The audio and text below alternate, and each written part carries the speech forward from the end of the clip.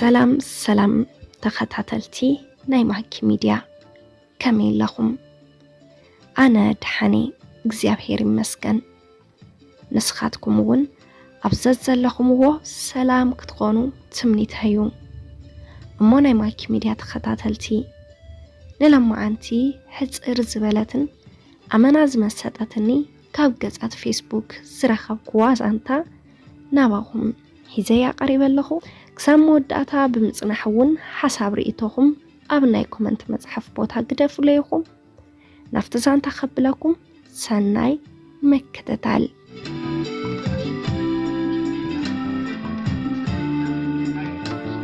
ፍቕሪ ዕውር ክብልኹም ከምዚዩ እዞም ኣብ ስእሊ ንሪኦም ዘለና ስድራ ምስ ውላዶም እተዝንቱ ጽሕፍቲ ጆኒ እታ ምስላ ዝፈልጣ ፍቕሪ ዕውር እዩ ትብል ብሂል ኣብ ሕይወቱ ኣብ ክውንነት ዝረኸባ ፍጡር ወዲ ኣዳም እዩ።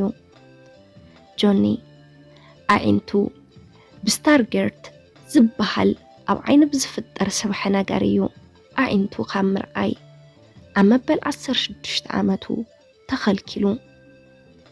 ጆኒ ንዛሕዚ በዓልቲ ቤቱ ዘላ ቲቲ ክላለን ተሎ ቲቲ በትቐጻይ ትመላለሰሉ ዝነበረት መንገዲ ኣቃሉብ ጆኒ ንምስሓብ ኢዳ ብምውዝዋዝ ሰላምታ ትልግሰሉ እኳ እንተነበረት ጆኒ ግን ንቲቲ መልሲ ይህባ ኣይነበረን።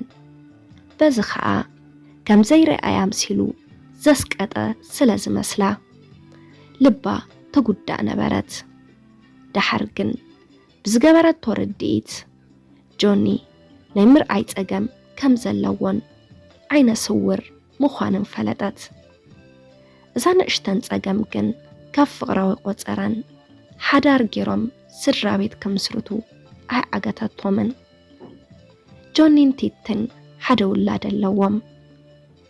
ጆኒ ኣብ ናይ ሓዳር ፃንሒቱ ገጽታ ዘፍቅራ በዓልቲ ቤቱ ቲቲን ወዱን ሊንከንን ክርኢ ዕድል ዝተነፍጎ ሰብ እዩ ነይሩ።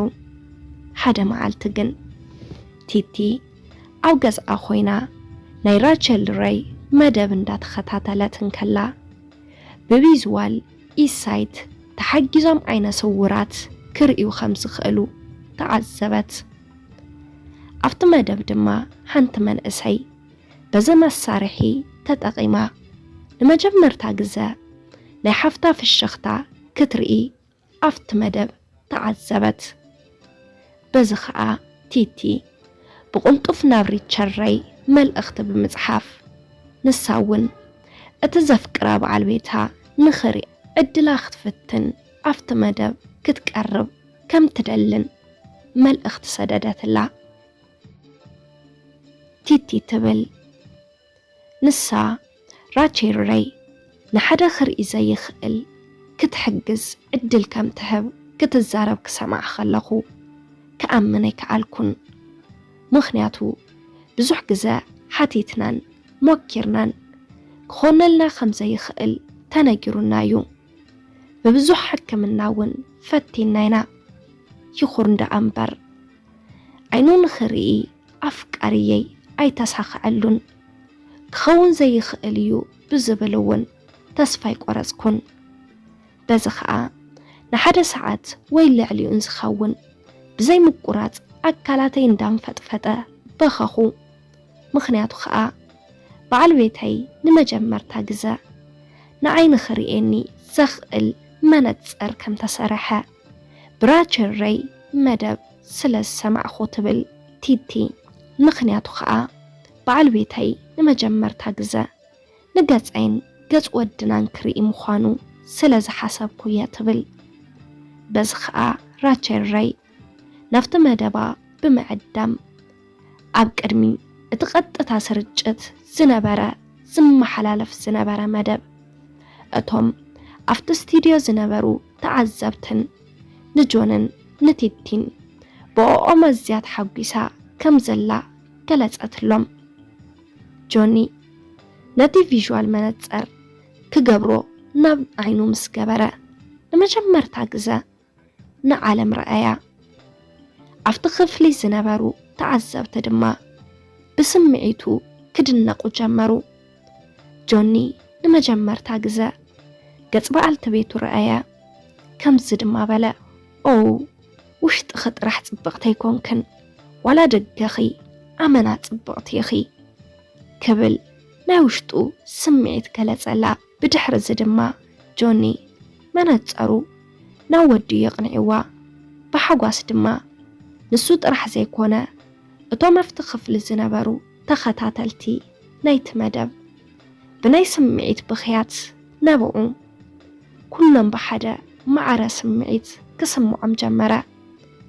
ኣብ መወዳእታ ድማ ራቼል ሬይ ናይቲ መደብ በዓልቲ ዋና ዝኾነት ሰበይቲ እቲ ዋጋ $15,000 መነጸር ንገጽ ወዱን በዓልቲ ቤቱን ከይርስዕ ንጆኒ ብነጻ ለገሰትሉ።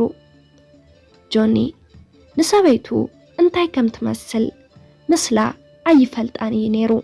እንተፈቃር ልባን ዓቃል ትዕግስታን ግን ጽቡቕ ገይሩ ዝፈልጦ ነይሩ።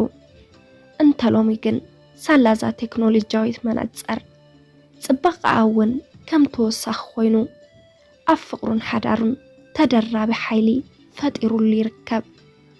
ትርጉም ካብ ገጻት ፌስቡክ ፍቕሪ ዕውር እዩ።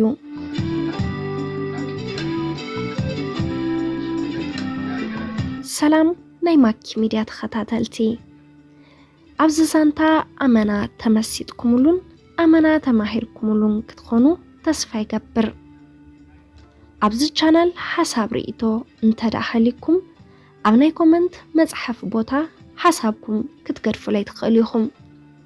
ነዚ ቻናል ሓደሽቲ እንድሕር ዳሃሊኹም ሳብስክራይብ ብምግባር ነታ ናይ ደወል ምልክት ብምንካእ ናይ ቻናልና ተኸታተልቲ ክትኾኑ ንላቦ። ላይክ ሼር ከይትረስዕዎ። ብቐጻሊ ብኻሊእ ዛንታ ክሳብ ንራኸብ ሰሰናዩ ንኹላትና።